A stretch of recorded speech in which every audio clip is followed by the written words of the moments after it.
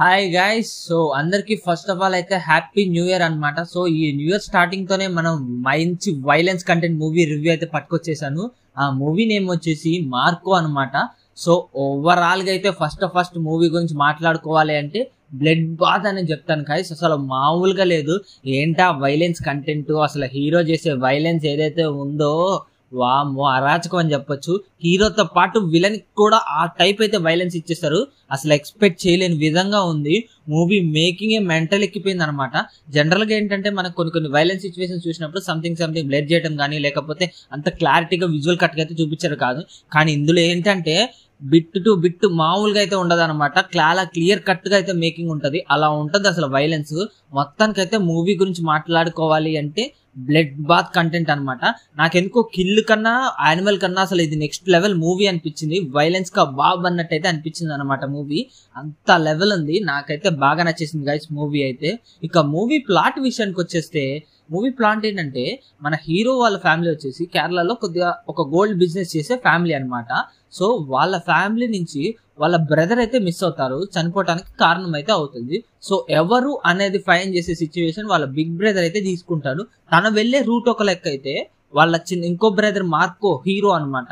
So తన వెళ్లే route separate. అది మూవీ ప్లాట్. సో తన వెళ్లే రూట్ ఎలా ఉంటది అనేది ఈ మూవీకి వైలెన్స్ కంటెంట్ అనమాట. అక్కడి నుంచి మొదలవుతుంది స్టోరీ.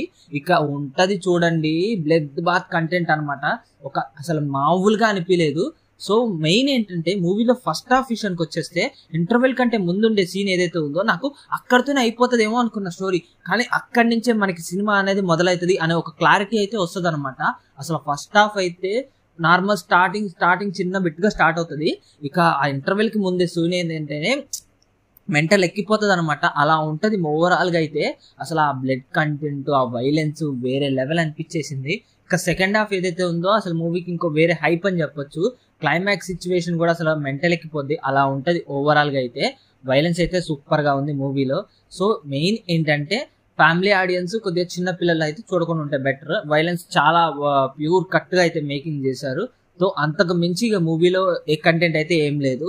సో ఓవరాల్ గా అయితే వైలెన్స్ పరంగా అయితే మూవీ ఒక వే లెవెల్లో ఉంది. అసలు ఎక్స్పెక్ట్ చేయలేని విధంగా ఇది గైస్ మూవీ అయితే నాకైతే బాగా నచ్చింది. ఇంకా సాంగ్స్ అయితే అంత పెద్దగా లేదులే కానీ ఆ మూవీ బ్యాక్గ్రౌండ్ కూడా కార్డ్స్ కూడా చాలా అసలు కొద్దిగా రిచ్ కంటెంట్ టైప్ లో అయితే తీశారు.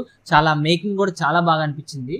అది ఓవరాల్ గా అయితే మూవీ నాకైతే బాగా నచ్చేసింది గైస్. నేను దీనికి రేటింగ్ వచ్చేసి 5 అయితే 3.5 అయితే ఇస్తున్నాను గైస్.